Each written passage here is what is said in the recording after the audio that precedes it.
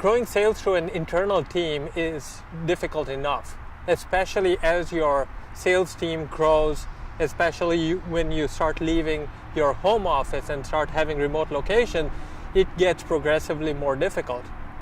Now imagine a company that is selling through channel partners where the sales reps are even further away from the main company. And that lends itself to a lot of interesting new challenges to increase sales and to manage sales growth. Most companies have one of three different sales models.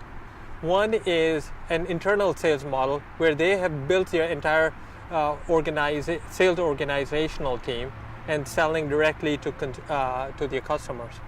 The second one is channel distribution, where they are primarily selling, and in a lot of cases exclusively selling through channel partners. And these could be manufacturer reps, distributors, and the like. And the third one is a hybrid model where they have some sales being created internally and those that are being created by channel partners.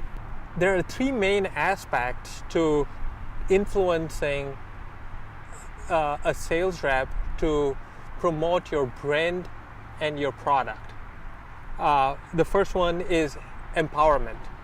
The second one is training. And the third one is motivation. Firstly, you need to empower your sales reps, you need smart content. And smart content is not just more content. So for a sales rep, there is a big difference between marketing content and sales content.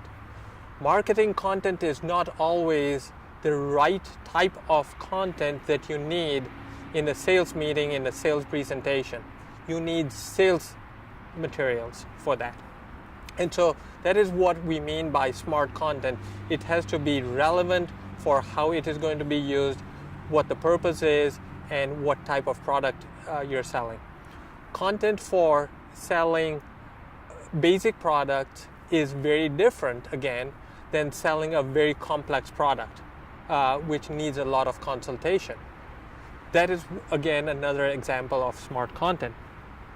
The second aspect of content is the accessibility of content. How many times have we seen where there is a lot of good content available, except it's not available to the sales reps, either because they don't know that it exists, or they can't find it, or that they don't have it when they need it.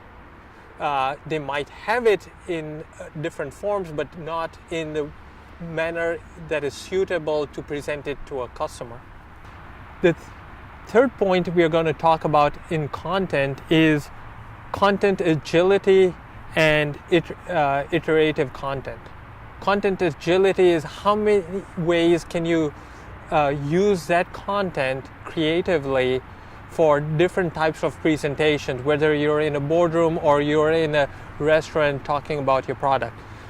Your content has to be agile. It has to be able to be manipulated creatively without losing its message and the brand, and repurposed for different types of meeting and sales settings.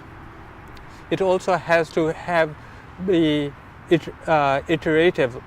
So it should be easy to change the content, republish it, and distribute it to your sales team very quickly and effectively. And the last part of content is the analytics.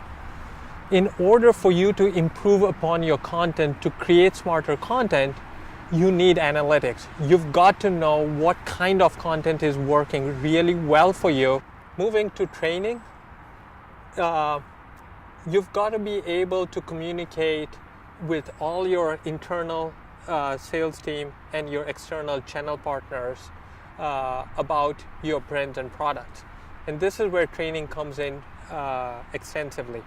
You've got to be able to perform brand training effectively and conveniently across the board, across geographic regions, across different types of dealers and distributors. A lot of times companies jump into providing product training. Without understanding your brand values, the brand position, and the brand messaging, you might be trying to sell your product like a widget when it really is a big enterprise kind of sale. So understanding the brand that you represent, that your brand represents, is got to be your number one type of training. Number two is your product training. Once they understand what the brand value is, they will appreciate the product features, functionality, and they will be able to do a better job of positioning your product appropriately. Whether it's a middle market product, it is a high-end product, or a lower end product. Once you have accomplished these two things, you've got to be able to provide sales training specific to your brand and your product. A lot of times companies stop at product training. Being able to sell your product with its own examples, with its own samples and history about the product is very, very critical. And lastly, as a company, you need to provide these salespeople with training on how to use your sales tools. If they don't know how to use the sales tools, you could have the best material out there, best training out there, but they're not going to get to it. So training is a very essential part of this sales cycle and the sales process in order to hit those numbers. And lastly, we'll talk about motivating the sales reps. Again, the further away you are, the less contact you have with the sales reps, and therefore more difficult for you to motivate your sales team that you have no direct contact with. And this is where your sales tools come in. When your sales reps are more knowledgeable about your brand and your product, they're going to be more comfortable. A knowledgeable, comfortable sales rep is more readily going to talk about your product, pitch your product, and present your product to a prospect or a customer. The second thing is the interaction with your brand, with your product, and with your people.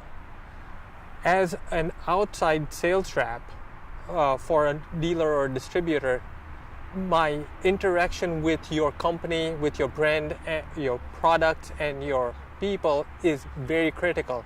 That is what gives me the confidence of knowing that I'm going to get backup support, that I'm selling a brand that I have confidence in, that it is going to perform well, and that I'm going to get repeat sales from. And the last thing is, your company has to be easy to do business with. And so as external sales rep, if you have made it very easy for me to approach you with questions, help, product backup, and assistance, I am more readily going to talk about your product, present your product, and sell your product. And the more often I talk about your product, the more often I'm going to end up with sales of your product.